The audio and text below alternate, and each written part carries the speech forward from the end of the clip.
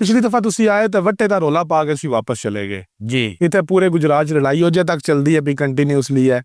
ਉਹ ਮੈਂ ਨਹੀਂ ਰੌਲਾ ਪਾਇਆ, ਉਹ ਰੌਲਾ ਤੇ ਅੱਗੇ ਹੀ ਚੱਲ ਰਿਹਾ ਸੀ ਨਾ, ਠੀਕ ਹੈ। ਰੌਲੇ ਤੋਂ ਹਟ ਕੇ ਅਸੀਂ ਸਿਰਫ ਗੇਮ ਨੂੰ ਪ੍ਰਮੋਟ ਕੀਤਾ। ਨਹੀਂ ਤੁਸੀਂ ਜਿਹੜਾ ਚੈਲੰਜ ਕੀਤਾ ਹੈ ਇਹ ਵੱਟਾ ਕੋਈ ਚੁੱਕਦਾ ਆ ਕੇ। ਇੱਕ ਮਿੰਟ ਜੀ ਜੀ। ਜਿਹੜਾ ਵੀ ਕੋਈ ਪਲੇਅਰ ਹੈ ਨਾ, ਮੈਂ ਹਰ ਪਲੇਅਰ ਨੂੰ ਤੁਹਾਨੂੰ ਪਤਾ ਇੱਜ਼ਤ ਦੇਣਾ। ਜਿਹੜਾ ਵੀ ਪਲੇਅਰ ਅੱਗੋਂ ਨੈਗੇਟਿਵ ਚੀਜ਼ਾਂ ਲਾ ਜਾਂਦਾ ਮੈਂ ਹੁਣ ਰਿਸਪੌਂਸ ਨਹੀਂ ਕਰਦਾ, ਠੀਕ ਹੈ।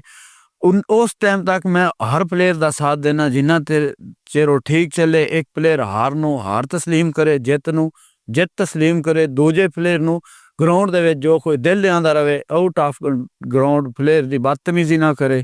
ਇਹ ਨਾ ਕਿ ਮੈਂ ਆਂਝਾ ਉਹ ਆਂਝੇ, ਹਾਰ ਨੂੰ ਸੋਹਣਾ ਅੱਛੇ ਤਰੀਕੇ ਨਾਲ ਤਸਲੀਮ ਕਰੇ। ਉਸ ਪਲੇਅਰ ਨੂੰ ਮੈਂ ਖੁਦ ਫੋਲੋ ਵੀ ਕਰਨਾ ਔਰ ਉਸ ਪਲੇਅਰ ਤੇ ਖਰਚਾ ਵੀ ਜਿਤਨਾ ਹੋਵੇ ਕਰਨਾ ਔਰ ਉਹਨਾਂ ਅੱਗੇ ਲੈ ਕੇ ਵੀ ਚੱਲਣਾ।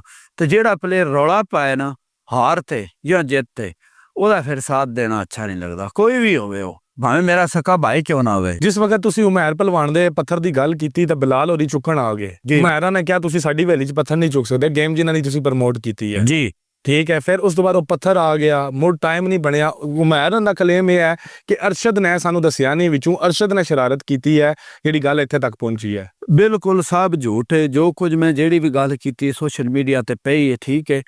ਉਹ ਇਸ ਤਰ੍ਹਾਂ ਦੀ ਕੋਈ ਵੀ ਗੱਲ ਨਹੀਂ ਹੋਈ, ਨਾ ਕੋਈ ਕਿਸੇ ਉਹਨਾਂ ਦੇ ਪਲੇਅਰ ਨੂੰ ਇਹਨਾਂ ਦੇ ਪਲੇਅਰ ਨੂੰ ਨਾ ਕੋਈ ਨੈਗੇਟਿਵ ਆਖਿਆ।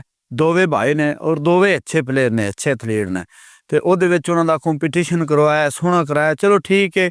ਇੱਕ ਪਲੇਅਰ ਜਦੋਂ ਨਹੀਂ ਗੇਮ ਕਰ ਸਕਦਾ ਉਹ ਨਾ ਕਰੇ, ਦੂਜੇ ਤੇ ਆਪਣੀ ਪਰਫਾਰਮ ਵਿਖਾਣੀ ਹੁੰਦੀ ਹੈ। ਉਹ ਕਹਿੰਦੇ ਨੇ ਅਸੀਂ ਫੋਨ ਕਰਕੇ ਮੁਤਲਾ ਕੀਤਾ ਹੈ ਅਰਸ਼ਦ ਤਾਰੜ ਨੂੰ ਕਿ ਅਰਸ਼ਦ ਸਾਹਿਬ ਮੇਰੀ ਜਿਹੜਾ ਫਿਟਨੈਸ ਨਹੀਂ ਹੈ, ਮੇਰੇ ਅਜ਼ੀਜ਼ਾਂ ਦੀ ਕੋਈ ਡੈਥ ਵੀ ਹੋ ਗਈ ਸੁਸਰ ਦੀ, ਲੇਕਿਨ ਅਰਸ਼ਦ ਨੇ ਉਹ ਗੱਲ ਨਹੀਂ ਦੱਸੀ ਔਰ ਮੇਨ ਮੈਚ ਵਾਲੇ ਦਿਨ ਅਸੀਂ ਨਹੀਂ ਆ ਸਕੇ। ਉਹਦੀ ਵਜ੍ਹਾ ਉਹਦੇ ਵਿੱਚ ਖਾਲੀ ਮੈਚ ਮੈਂ ਨਹੀਂ ਸੀ ਰੱਖਿਆ, ਇੰਝ ਹੀ ਗੱਲ। ਹਾਂਜੀ, ਮੈਚ ਜਦੋਂ ਤੁਹਾਡੇ ਨਾਲ ਹੋਵੇ, ਦੋ ਟੀਮਾਂ ਹੋਰ ਹੋਣ, ਤੁਸੀਂ ਵਿੱਚ ਇਨਾਮ ਦੇਣੇ ਵਾਲੇ ਹੋ, ਠੀਕ ਹੈ।